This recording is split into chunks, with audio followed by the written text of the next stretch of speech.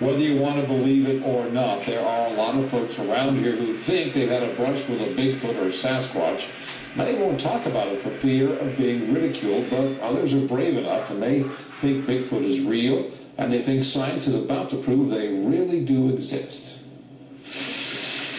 Lurking in these forests of the High Sierra are people like Bill Compton, a cell phone salesman. During the week, he spends many weekends in search of the elusive Bigfoot. I truly believe that there is a bipedal primate roaming the terrain. I've seen too many footprints, seen beasts walk away from me on two legs that look like giant hairy animals. Bill and his partners have zeroed in on an area in the Sequoia National Forest in southeastern Fresno County. In that area, we've had a lot of activity. That's why we constantly go back to it. Local hunters and hikers have reported Bigfoot encounters in the area and reported them on the Bigfoot Field Research Organization website. 17 encounters are listed in Fresno County alone. Websites like this are full of pictures, videos, and supposed eyewitness accounts. Such stories are no surprise to the Native American tribes living in the Sierra. To them, Bigfoot is just like the bear, mountain lions, wolves, and coyotes displayed at the Mono Indian Museum in North Fork. We have an understanding that Bigfoot is here, that he once existed, and the Monos actually have two names for him. One that's up in the mountains, we say Kusikus now, and then one for the foothills is Kakauna. Ron Good is a tribal member. He hasn't seen a Bigfoot, but thinks he smelled one. It had kind of followed me along. It really scared the heck out of me because I was running for a little bit and I could smell this thing, and it smelled terrible. Another encounter near North Fork involved not smell, but sound. Susan Larson, an accountant, believes she heard a Bigfoot outside her window one night. The scream was so scary that you would no way in your right mind go out that door and go looking for it. And it's a shame that I didn't have the guts. She didn't know it was a Bigfoot until she heard a recording on a Bigfoot website.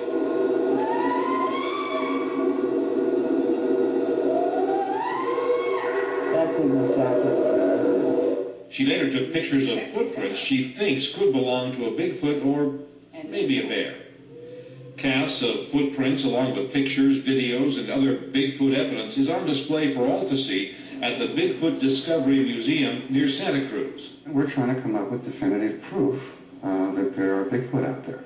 Museum owner Michael Ruggs has wanted to prove Bigfoot lives ever since he saw one as a kid. Stepped out on a sandbar, and there was a great big hairy man standing there looking at me.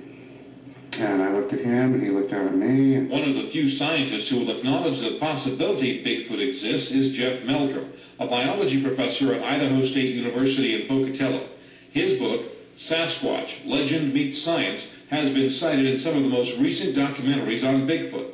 He claims to have almost found the scientific basis for the legendary creature in Canada. We collected tissue, the remains of the blood, as well as muscle tissue and even some hairs.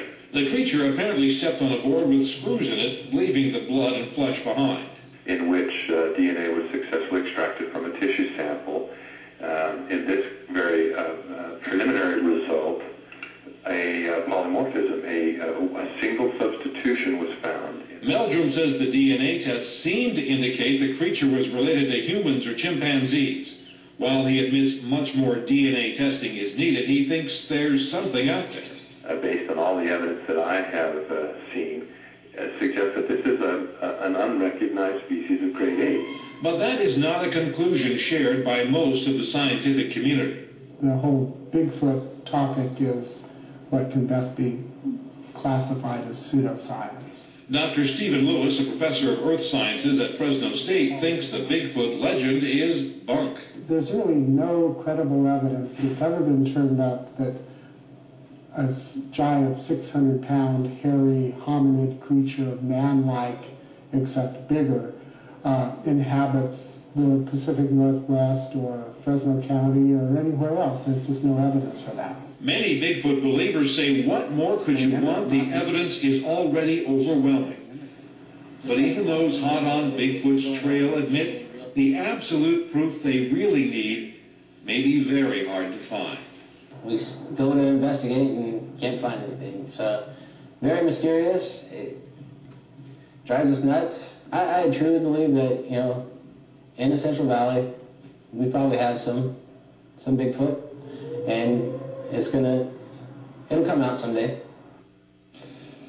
The obvious question may be, why can't anyone seem to find a real Bigfoot, dead or alive? Well, the Native Americans believe they simply live and die hidden underground in tunnels and caves that run for hundreds of miles through the Sierra, and they only come out now and then. Others say they're just too smart to be discovered. It'll take actually finding one to convince most of us they exist, but as long as there's no way to prove they don't exist, a lot of people will keep looking for them and believing in Bigfoot. That's for sure. You know, these folks seem very, very sincere, the ones who are talking about Exactly, it. and nobody's disproved it. That's correct. So, I guess. sort of. Yeah. Very, very interesting. They'll go on believing it. Yeah. And that sound, where else does that sound come from? Unless some Gee. human made that sound and just put it on the internet. But You know, there are hoaxes out there, that's for sure.